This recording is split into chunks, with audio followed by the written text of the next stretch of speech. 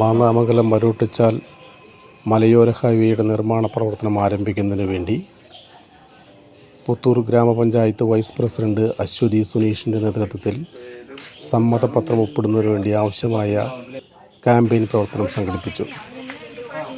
6-ാം ward member VK Shaji, പൊതുപ്രവർത്തകരായ മുരളി തണ്ടിയേക്കൽ, ബിനി ഷോബി, സിജോ കൊച്ചുപുരിക്കൽ എന്നിവരും പങ്കെടുത്തു.